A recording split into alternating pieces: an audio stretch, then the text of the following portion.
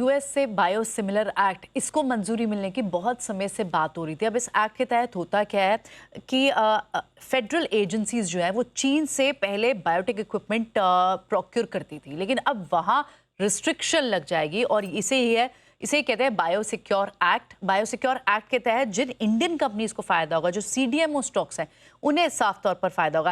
लेकिन पहले इस बिल को थोड़ा समझ लेते हैं। अब बिल के तहत जो कुछ चाइनीज कंपनीज थी वो फेडरल फंडिंग का फायदा उन्हें अब नहीं दिया जाएगा। पहले ये प्रोविजन था। अब बिल में ऐसे ही शामिल है 8 सालों तक एक ही ग्रैंडफादरिंग क्लॉज भी है। भारत पर इसका असर इसलिए है क्योंकि चीन के बाद भारत इंडिया में सबसे ज़्यादा सीडीएमओ प्लेयर्स हैं और भारत को क्लियर कट बेनिफिट मिलता है अगर चीन पर रिस्ट्रिक्शन होती है। तो इसमें ना कुछ ब्रोकरेजेस की रिपोर्ट आई हैं और जो स्टॉक्स जो बेनिफिशियरी होंगे वो डिवीज लैब जैसे स्टॉक्स हैं जो आप देख रहे हैं 5% चढ़ा हुआ है। कोहांस लाइफ साइंसेज 2% की तेज़ी यहाँ पर है। ब्लू जेट और सिंजीन सीडीज इस स्पेस पर इनफैक्ट जो बड़ी ब्रोकरेज रिपोर्ट्स हैं उनका जो व्यू है उनके हिसाब से डिवीज लैब भी इनकी टॉप पिक है।